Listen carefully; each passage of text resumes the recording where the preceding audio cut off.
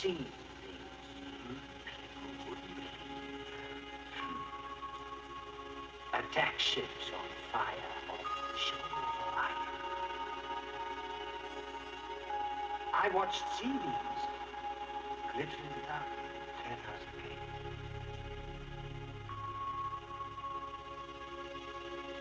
All those moments will be lost in time, like tears.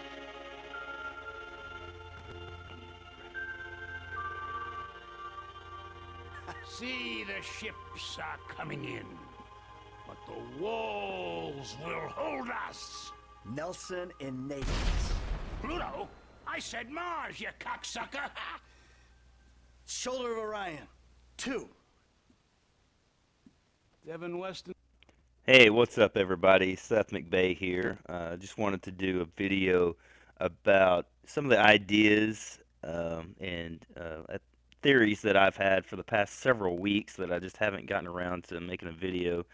Now, it's the information, I haven't been researching extensively every day for the past several weeks, but these are things that have come to me over time for a while now, and I just wanted to put together what I've got to get it out there and give it to you, and maybe it'll help some of you out.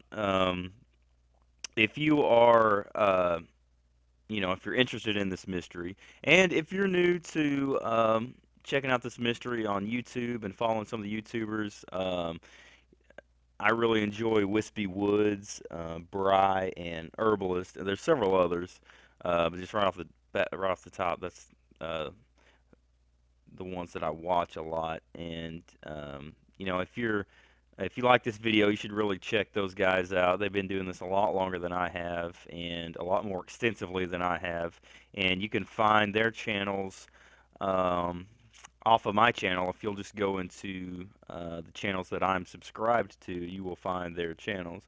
Now, for those of you that are like me and have been watching those guys for a long time, I want to bring up something that for those of you that are starting to get discouraged with this mystery, and if you watch a lot of their videos, and if you're starting to feel like, well, there's not a whole lot of game content, they're doing all this research, and there's just not a whole lot. It's damn plain. Like, what is the deal with Michael respawning with this plane above him? I mean, it's so weird. I've had so many strange things happen. I've never seen this before. I'm just playing the Mr. Richards mission on replay, and this happened. I don't know. I've had a lot of weird stuff with this plane happen. But anyway, yeah, if you're starting to get, discouraged, and you're like, well, there's not a whole lot of game content, they're just getting deeper and deeper into this literature and all this research, and, it's just too far away from the game. I understand how you could be discouraged with that, but I want to bring up some points and kind of shed some light on how all of that stuff really is relevant, and how it really is connected, and the reason why it is. And I'm going to show you how clues are made, how a developer or an artist puts clues or hints into their work. We've seen even back in the Renaissance period where artists like Leonardo da Vinci and others put hidden things in their art, into their work. And even, in modern times, in film and cinema, there are a lot of hidden things. There are a lot of clues, and music. There are a lot of clues and hidden things in records and music. But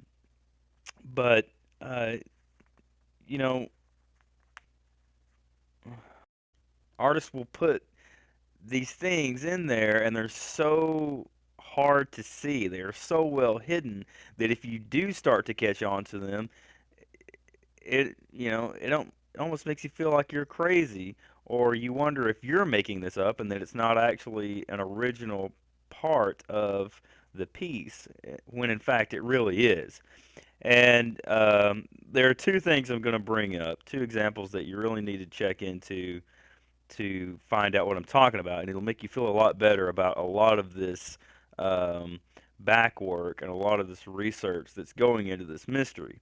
Now, the first one that I'm going to talk about is the Beatles. Now, I've never been a Beatles fan. I never really cared about them, didn't really like their music.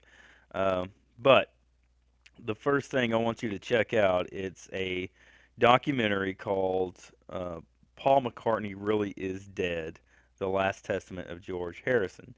Now, this is actually a mockumentary, but if you don't know what this is about, there is a legend that the real Paul McCartney was killed in 1966, I believe was the year, in a car accident. And they replaced him with a guy named William Campbell, who had won a Paul McCartney look-alike contest. The record label and the government itself, the British government, was so afraid that because of the fan hysteria, just how deeply involved the fans were with the Beatles, just how obsessive they were. They were afraid that a lot of people were actually going to commit suicide if they found out that Paul McCartney had died. So they covered this up. The band kind of made a deal with the devil, and they decided to kind of go with this until they could figure out what they could do, or how they could get, how they could release to the public that McCartney had died. Um, but the band and Lennon especially were filled with so much grief and depression and angst that they couldn't tell anyone. They had to deal with the death of their friend all on their own. That they started to put clues in their music.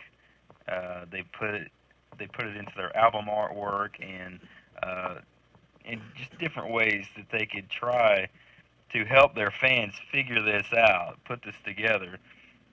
Because I think they deep down they really wanted everyone to know the truth, but because of their deal with the MI5 and the government, they were not allowed to come out with this information. So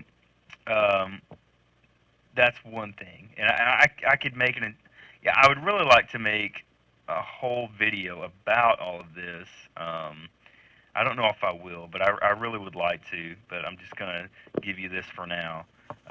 So that's the first thing you need to check out. Paul McCartney Really Is Dead, The Last Testament of George Harrison. Now, the second thing that you need to check out is the director Stanley Kubrick. He directed films like 2001: Space Odyssey, A Clockwork Orange, and The Shining. And the main one I'm going to focus on is The Shining. And a movie that you need to check out is called Room 237. And it's a documentary about Kubrick and him working on the movie The Shining. And he was kind of in the same situation as the Beatles were. He had been going through some things that he had to keep to himself. Now, some people say that clues in The Shining, some of them refer to the persecution of the Native Americans. Some of them refer to World War II and the Holocaust. And they also say that he has clues in there about how he filmed the Apollo 11 moon landing in a studio. But, like I said, I could go on and on about this and explain everything, but the best thing for you to do is just watch these two films. If you're interested in learning how clues are made and how artists put these in their work and how to find these clues, then watch these two films. Just pretend that it's a Wispy Woods video, or that Bry made this video, or Herbalist, if if you watch a lot of their videos, if you keep up with them like every day, like waiting for them to put out videos, just pretend that they made these movies and just you'll get something out of it.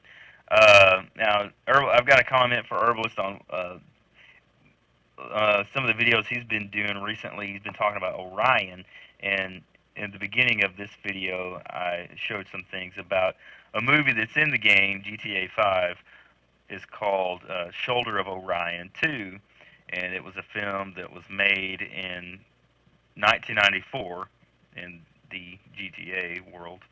Now, the Shoulder of Orion is a star called Betelgeuse. Now, I tried to look up a lot of stuff on Betelgeuse. I couldn't find a whole lot of information, but some of the things that I did find, one thing is it's a very huge star. If it were in the center of our solar system, it would stretch out almost to Jupiter, way beyond the asteroid belt. It is the ninth brightest star in our sky, and it's a red supergiant. So it's expected to go supernova before a lot of the other major stars in that constellation of Orion. Okay, now I'm going to go ahead and get into one of my theories, or some of the ideas that I've had, some of the things that I've been looking up, and which is Theseus. Now, when you're going through the Epsilon missions, the Epsilon and Marnie, one thing that a lot of them say a lot is they tell Michael to be a Theseus, or become a Theseus.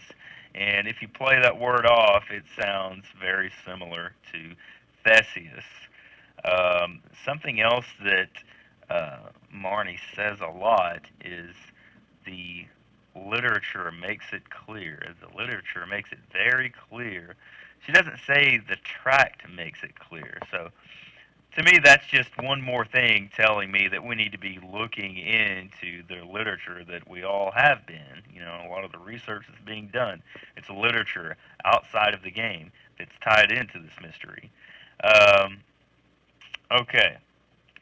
Now, like Brian Herbalist have both said, looking into their mythology, there are several different versions of every story in mythology, so it makes it very confusing for us to figure out, are we supposed to follow one story path, or are we supposed to take all of them in consideration?